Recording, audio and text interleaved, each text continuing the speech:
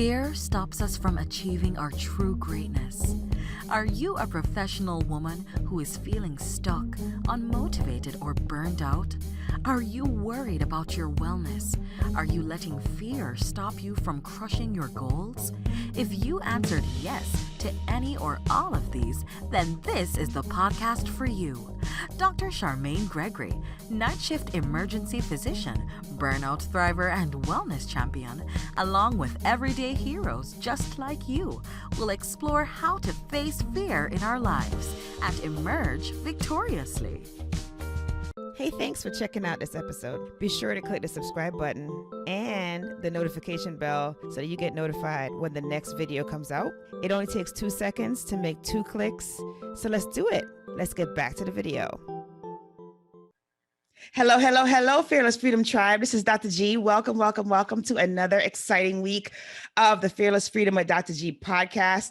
Today we have Whitney Casares, and she is going to tell us all about what she is up to and who she is. Take it away, Whitney. Well, thank you so much for having me. It's my absolute pleasure to be here. I am a private practice pediatrician in Portland, Oregon, and I am an author of 2 books with the American Academy of Pediatrics. The New Baby Blueprint, which is all about taking care of yourself and your baby in that first month of life, which is super critical for setting us up for success. And then my newest book with the AAP, which is called The Working Mom Blueprint, Winning at Parenting Without Losing Yourself. And I'm also a mom to 2 young girls, and my journey with those girls, in addition to being a pediatrician, is what really informs all of my work and what brought me to be an author and a speaker and to want to really help moms get to that place of thriving, not just surviving on their motherhood journeys, and to put themselves first, because I know that when moms put themselves first, that all ships rise and that they are able then to do so much more for everyone and everything else when they have that full cup. Oh my gosh, that's so true. There's so many things there. There's so many things there. I can totally identify with the mom doc scenario. And I can also identify with the whole thing of like self-care. Had mine like really rapid succession, and because I was getting old, I thought, and I was like, oh, I gotta hurry up and have these kids. And so, that's really important, because I remember definitely there not really being any kind of instruction manual or anything to kind of guide the journey. So I appreciate you for having the inspiration from your kiddos to actually create that, because that is something that is much needed. So these books are both available through AAP? They're available through the AAP or just everywhere books are sold. So on Amazon, they're available in bookstores, they're available to the general marketplace. Oh, awesome. Because I think that's something that is really valuable. And so basically remind the tribe again what the titles are so that they can search these on Amazon and, get one for a friend kind of deal. Because that's super important to have this kind of resource on board, particularly when you are a first-time mom. Sure. Or second time so mom, the first, or third time mom. Yeah, of course, an 8th time mom, right? The first one is called The New Baby Blueprint, Caring for You and Your Little One. And the second one is called The Working Mom Blueprint, Winning at Parenting Without Losing Yourself. Love it.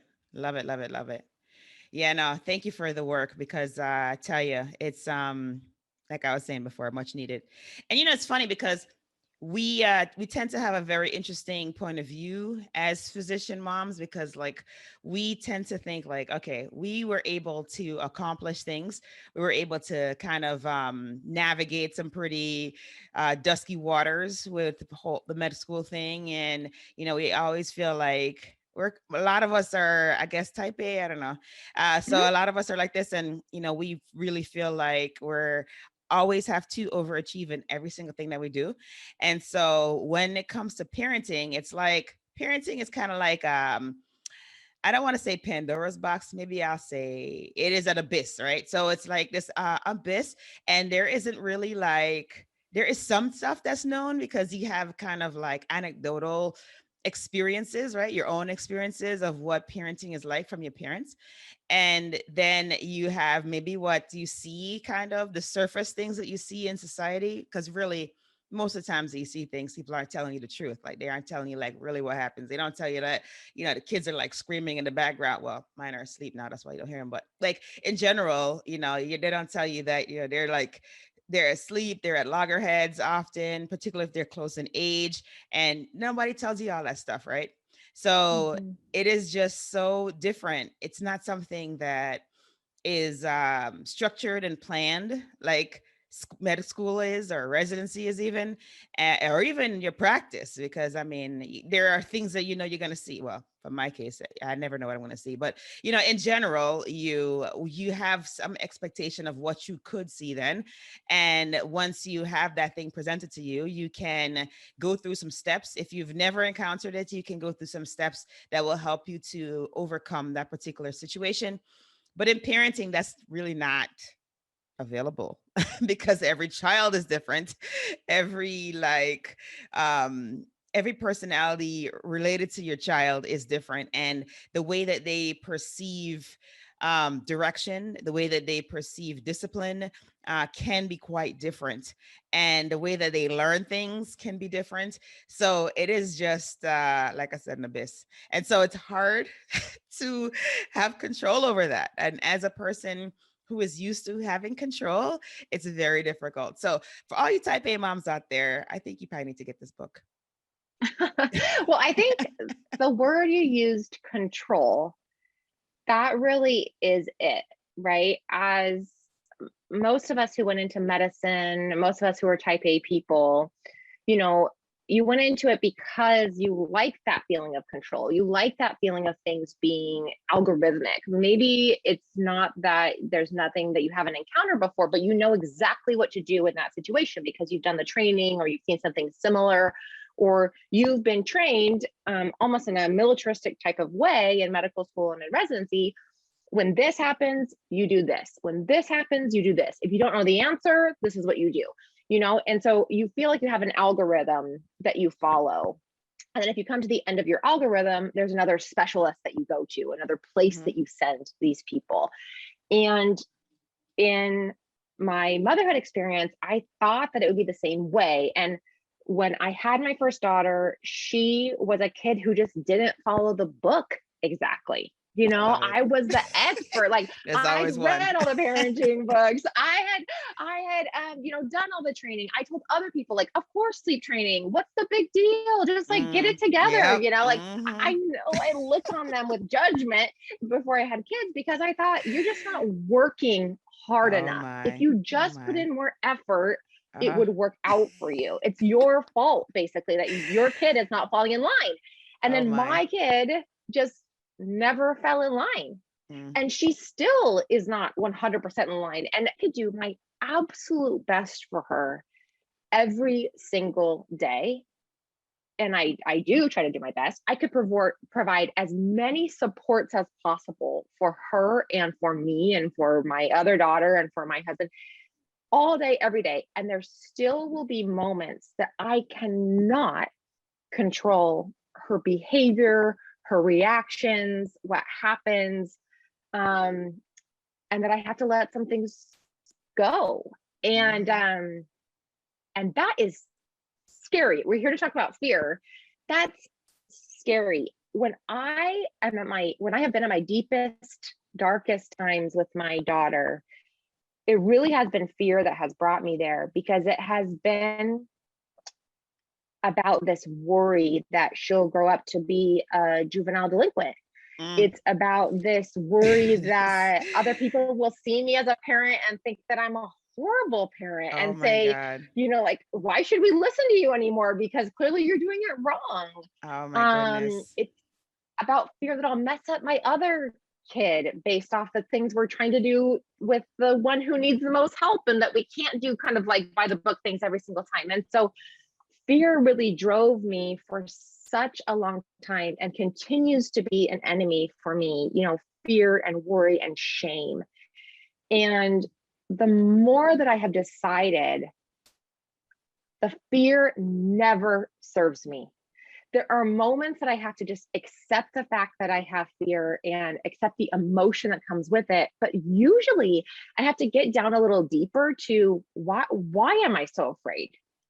What's the thing what's the thing? Is it that it reflects bad on me? Is it reflects bad on my family? What's the core issue? And when I'm able to do that and accept those feelings that I have and kind of emotion coach myself, like I would a toddler, it's okay to have that feeling. It's real. Have this, and have this understanding that my situation is not, necessarily it's worse than some other people's, but some people, sure, they have it harder. It's easier than some people's, but sure, other people have it easier.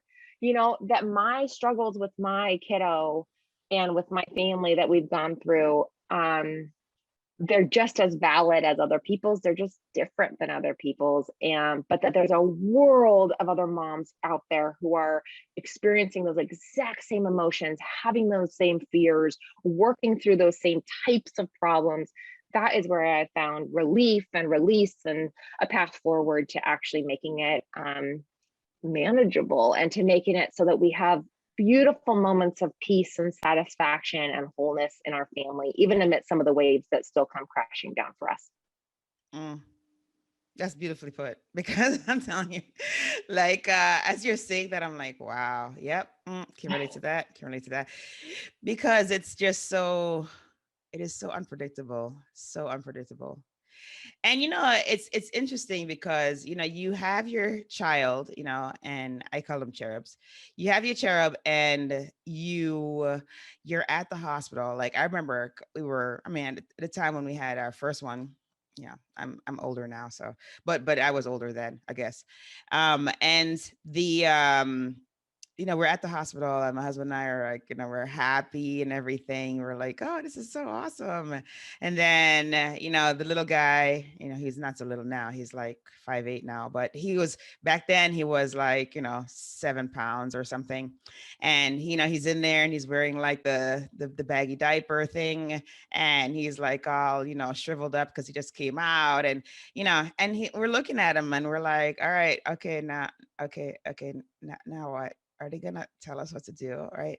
And so then you're like, okay, you're still good. You're like, okay, I still have support. I'm still at hospital, and they help you out. They come by, and the lactation person comes by and says, hey, let me help you out with this, and you have all these people coming in and offering support. And then it's the day that you're leaving, so the next day, right? Because we didn't have to stay for long with this child.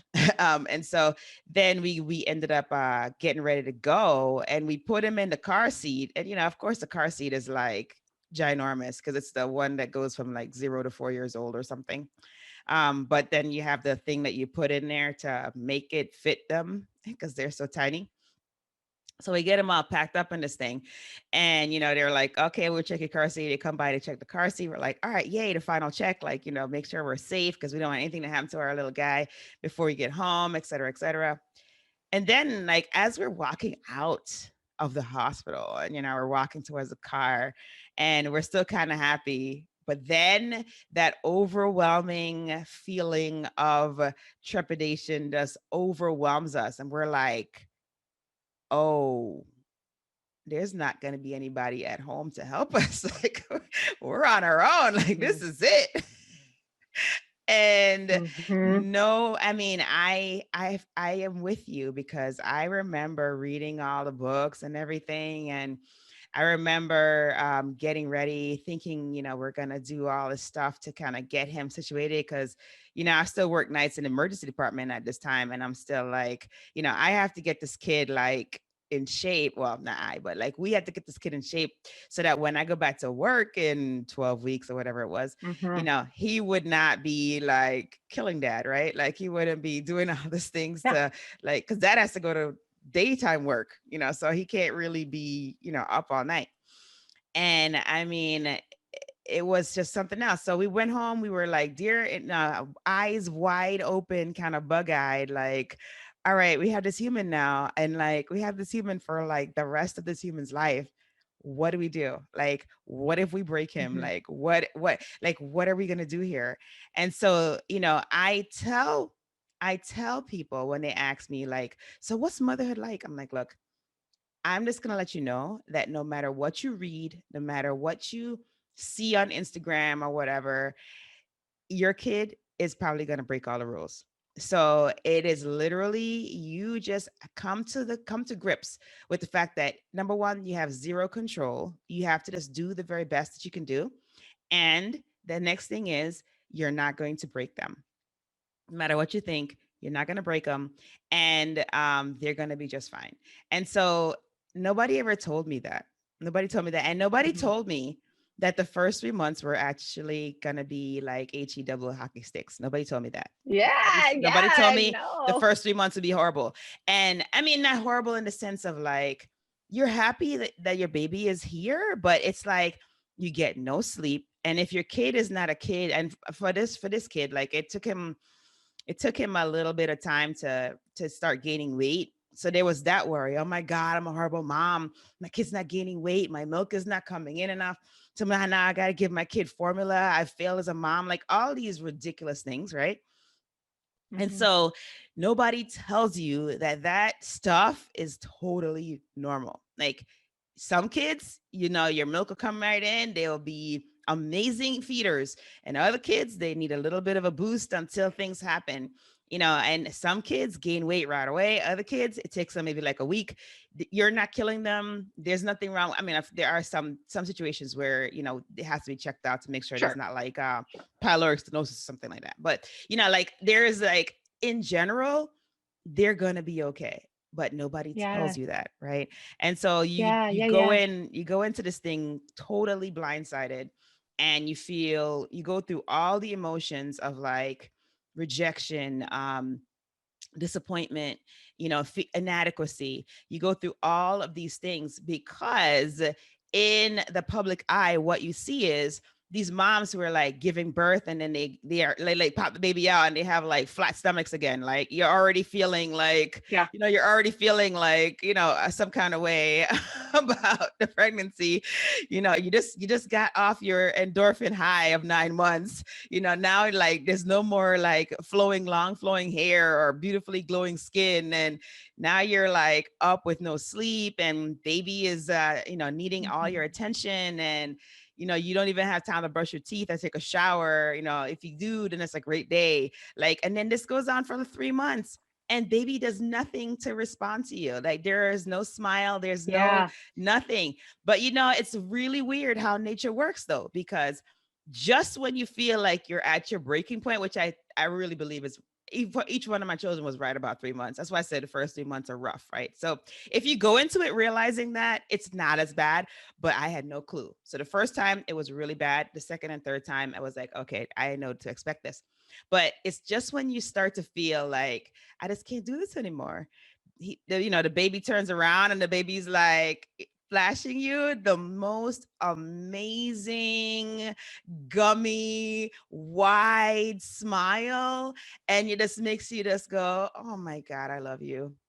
I want to have more. So it's amazing how nature works like that. It's almost like a self-preservation thing. It's like, oh, I push mom and dad to the brink, and then I'm just gonna pull them right back off the precipice by flashing my beautiful smile.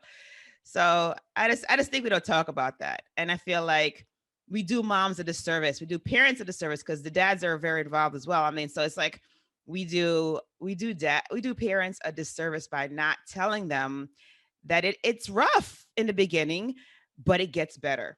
It gets better, and you're doing a great job. Yeah. Don't feel as though you're not, because yeah, they just need some validation, I think. So that's why I said Mhm. Well, and I'm also I very happy that you wrote the book, because I think it's helpful. It's helpful to have validation, particularly from a professional. So, thank you for doing that. Hey, it's Dr. G, and I just wanted to take a quick moment to thank you for listening to this episode. I'm so honored to have you here with me. Did you know that I can help you to get your own podcast started? With my podcasting launch course for professionals, I walk you through everything you need to know about starting a podcast. I'm with you every step of the way, from sign up to launching your show, with 5 episodes ready to go. There's a done for you version that's also available. If you would just rather just do recordings and leave the behind the scenes work up to us, then that one is definitely for you. But either way, we've got your back here at Fearless Freedom with Dr. G. Oh, if you already have a show and you need production services, we have monthly plans available for you. So check out the links in the episode show notes for more information. Let's get back to the show.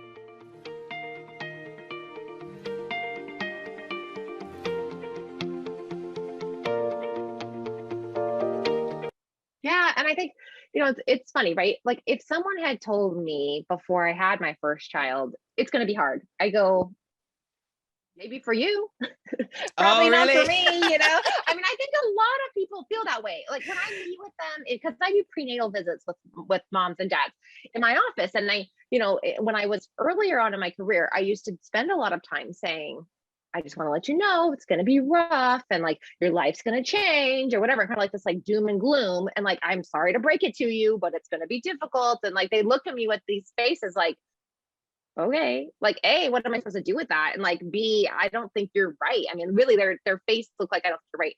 And so I started, yeah. And so I think absolutely it's valid, but I almost feel like you can't really know it until you go through it. And so what I started to do and what I did in the book is to think about, okay, what are some practical things instead that I could say to parents? Like, you right now have a relationship that's like lovey-dovey with your partner, and you guys like do your own thing and equally share the laundry and the dishes and the bill pay and all that. But guess what happens when a baby comes along? The statistics show the mom is the one that takes on all the work, statistically, not every family. Statistically, the dad is less likely to. There's a whole bunch of reasons for that. But in the end, it ends up that we have a lot of families where there is, divorce and separation that happens after that first year of life as a result of kind of communication missteps, of kind of not having planning and resentment that develops and all those things. So I know you don't want that. So here are 5 or 6 things you could do that could potentially prevent you from having this outcome that you don't even know is potentially something that's going to happen, right? Or a lot of moms end up with anxiety or postpartum depression, or with, this really like inner confliction about how am I supposed to navigate all the different things that I have to juggle in life, right? And I know you don't want that, because I know you want to kill it for the working moms at your job still.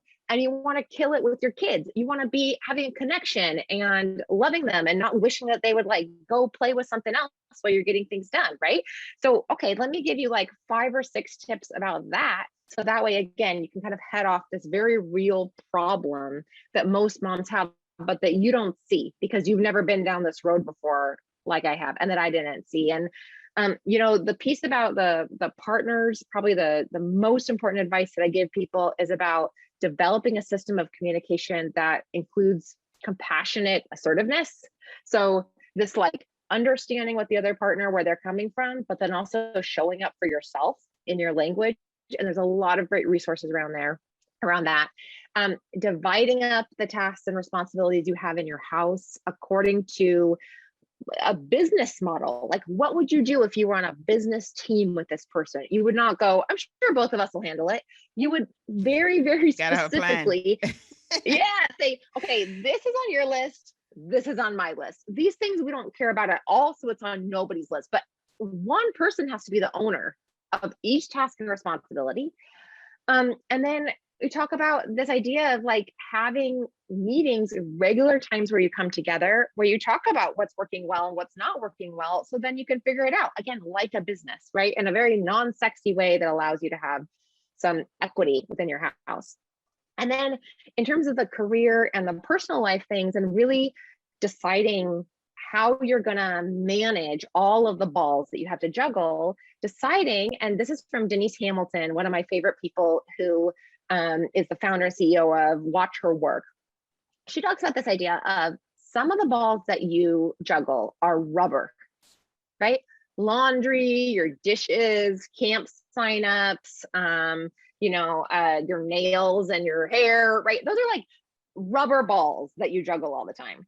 And then some of the balls that you juggle in your life are glass, like your children's well-being, like your mental health, like your career aspirations if you're a working mom and you really care about something. And so you have to learn, what are the balls that I actually need to juggle, and what do I need to let fall away or pass to somebody else so that way they can be the one that juggles this ball. That really means like very, very little to me. But until moms are able to do that and decide, I am the only one who can decide which balls are glass in my life and which balls are rubber. And if I let someone else decide that for me, oh my gosh, when I'm 80 and looking back at my life, I'm going to be so disappointed. Like, I like to imagine myself at my retirement party, right? Like, hopefully I'll be like, I don't know, 70 when I'm retiring from like this work that I love to do. I don't want to like work full time like I do now, but I want to keep on contributing to society until then, right? And beyond. Like, what do I want people to say during that speech? What will they say about how I spent my time, about the person that I was, about the areas that I invested my energy into? I sure as heck hope that they do not say that I kept a clean house every single day. Like, I don't want to live in squalor, but I do not hope that that is one thing that they mention, because what a misstep, right? Like, yeah.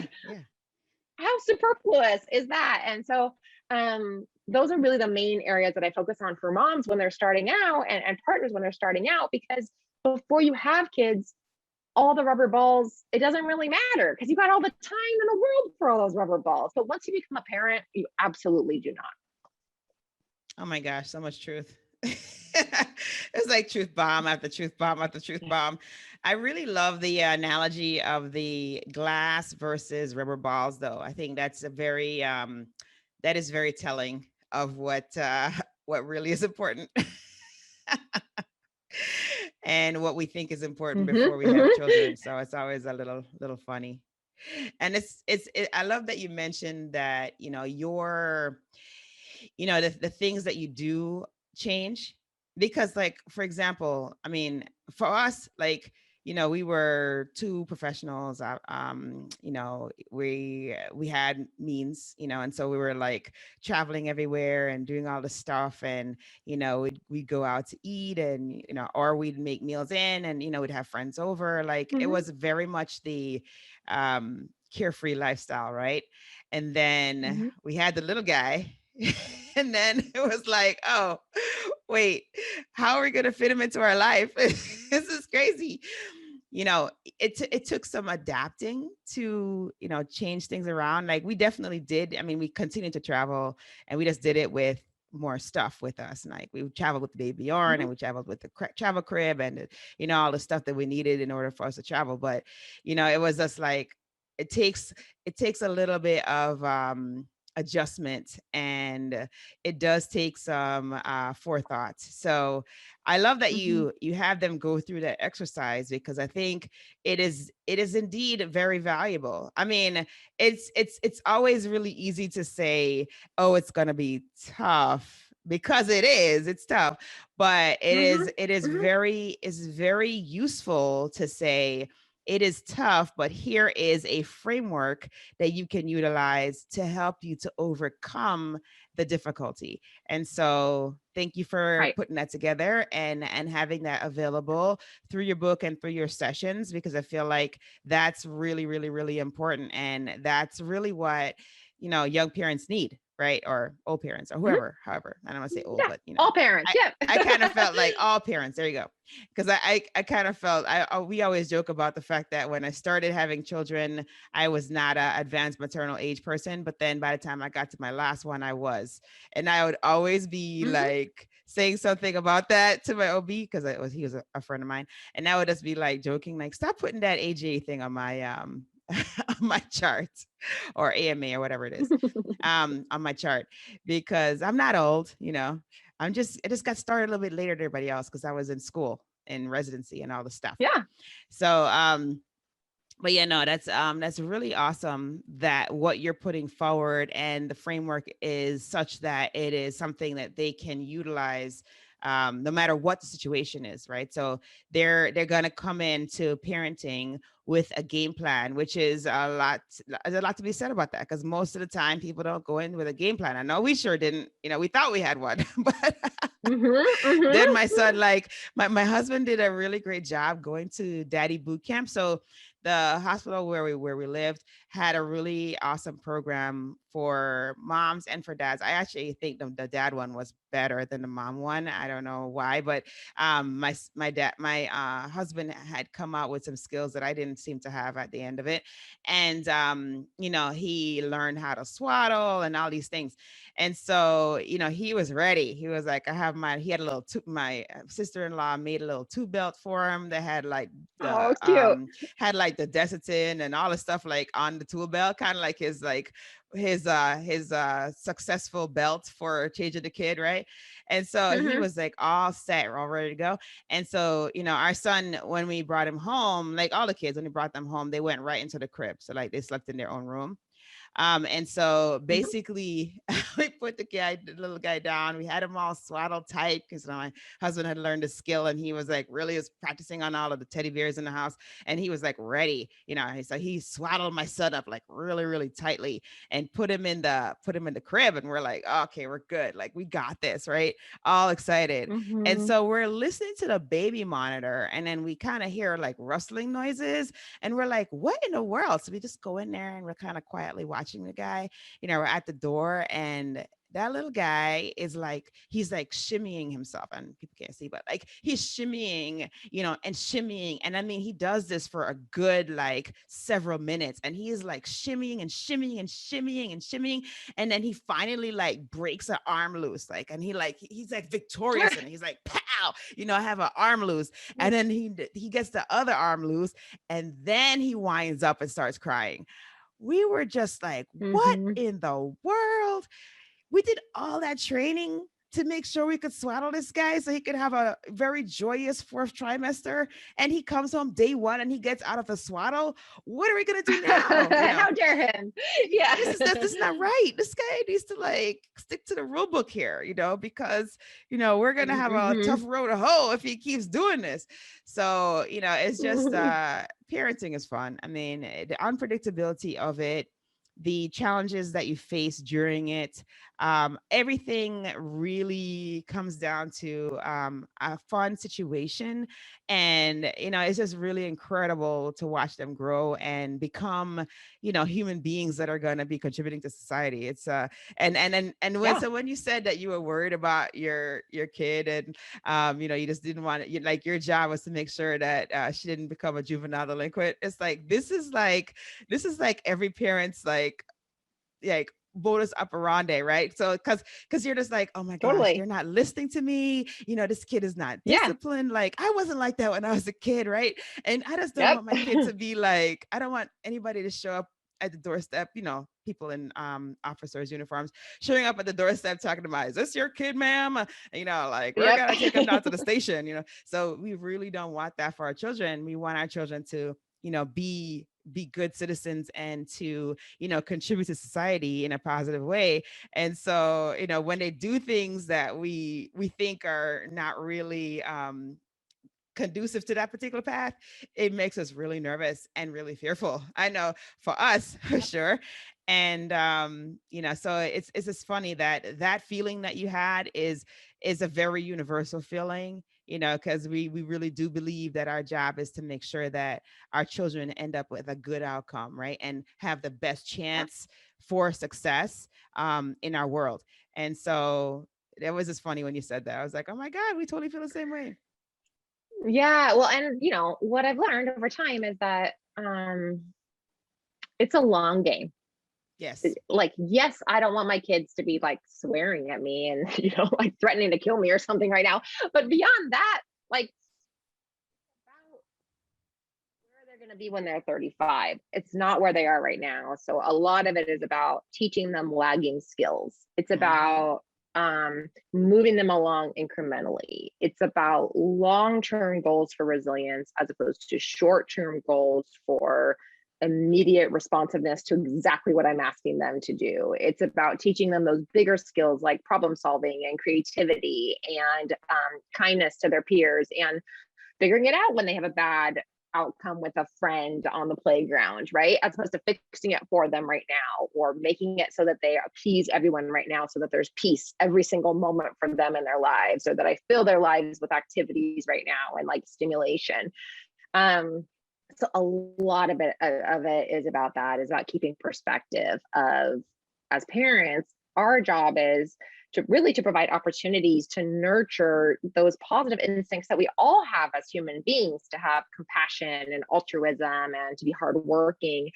And then when we see these instincts that are also normal parts of being a human, of being selfish and looking out for number one, and potentially not working as hard, those types of things that we're teaching our kids, that we're coaching them, as opposed to approaching it from a place of shame or you listen to me right now and being super authoritarian, because we know that doesn't work in the long run. Effect. So really it's about usually gets the opposite. yeah, it's not as effective. It's about being firm but loving, providing boundaries, but doing it in a way that meets them at their level, and then incrementally moving them kind of up the ladder in terms of their skill level over time. No, absolutely. Yeah. And you know what? It's like it's a lot of what we do as parents too. It's like we have to just be cognizant of what our experience was, right? Because a lot of times they model what we do based on that. And so you just have to kind of do almost like I don't want to say risk assessment, but you have to do like some analysis of your childhood and just make sure that think about how you felt when you were disciplined or how you were disciplined, and think about, and of course, talk about this with your partner about how you want to move forward with your own children, right? Because just like how you're kind of doing it, I don't want to say trial and error. I guess it's kind of trial and error. Like it is trial and error for you. It was also trial and error for your parents. And so the way that they responded may not always have been in a positive way. And so you just want to be careful that you don't perpetuate something that is highly negative, right? So, I mean, I don't know. Everybody's childhood is different. And just be cognizant of that. But yeah, no, it's it's such a cool thing. It really is. Like I never would have imagined that I would be responsible for 3 human beings' well-being. Like I never would have imagined that, because I never wanted to have any children, right? So it was just kind of like, oh, I don't want to have any kids, so it's like not a big deal. And then my husband's like, I want 4, and I'm like, oh, there's a disconnect. And then we had 3. Yep. And absolutely no regrets, absolutely 0 regrets. I mean, they're amazing. I mean, now they're like I said, my son is 12 and he's 5'8", he's 5'8", and my daughter's 11. She's actually my height, so she's 5'7". And then the 9-year-old is getting pretty close too. So I mean, and they're pretty amazing people. They've developed into some amazing people. And like you said, it is a long game though. I mean, we are constantly working through things. We're constantly approaching things. We're constantly trying to facilitate their ability to problem solve so that they can indeed, function in society, and they won't be thwarted by like a mishap or a disappointment or a failure, that they understand that that's part of life. And like the people who are most successful, guess what? They fail all the time. But what do? They look at every failure as an opportunity for learning, for growth, and, figuring a way to make it better for the next time. So, those are the skills that, we feel we're having to focus on. Okay. So all right, so let's wrap it up at this point. We've had a really good conversation. So at this point in the show, we will talk about the 3 fill in the blanks. Are you ready, Dr. C, for the fill in I'm the blanks? ready. Okay. Let's do it. Right. I'm ready. Awesome. All right. So if I am fearless, I will take chances. I will decide that even if I can't 100% predict the outcome, I will still take chances that move me toward my goals, my passions, my dreams. Awesome. And then the next one is, to me, fearless freedom means. It means that I make choices that are first and foremost about what serves me, what serves my end goals, that serves the people that I love and care for the most, as opposed to serving other people's outside opinions or their biases against me or their lack of boundaries. It means that I put myself first and that I recognize that that is not selfish, that in fact, that is the most selfless thing that I can do, because in the end, it will allow me to serve other people to my fullest potential. Love it. And then the last but not least, my battle cry is. My battle cry is I am enough. My battle cry is I don't have to perform to have value. I don't have to be constantly executing to have value. I don't have to please everybody to have value. I am enough on my own, in myself, being just me, not being somebody else. And the more I can be to myself, and the best inner positive coach that I can be to myself, and to have a cycle of positive, mindful self-compassion, the better I will be for my own wellness and for my contribution to the world. Awesome. And then one more time, just let the Fearless Freedom Tribe know how they can get in contact with you and the titles of the 2 books. Yeah, so you can find me at modernmommydoc.com. We hang out on Instagram all the time at modernmommydoc, and you can find us there daily. We're there all the time. And then the books are called The New Baby Blueprint and The Working Mom Blueprint. You can find them wherever books are sold, online, in bookstores, at a library, from a friend. Check them out, because our goal is really to provide those tactical, practical solutions in a framework that gives you the perspective to have a sustainable way of living that gives you the freedom to focus on the things that matter most to you and to put everything else at the very, very edges of your life. Awesome. That is amazing. Thank you so much for taking time out of your busy day to spend time with us here at Fearless Freedom. We appreciate you, and we appreciate all of the amazing work that you're currently doing and that you will do in the future, because I'm pretty sure you're going to come up with more stuff. So thanks. Absolutely. Thanks so much for having me. Thank you for joining me on this episode of Fearless Freedom with Dr. G. Again, I'm Dr. G. And if you like this episode, be sure to subscribe so that you can get notified of when the next episode is going to be. And also, I'll catch you next time. Have a great one. Be strong, be brave, and unleash your greatness.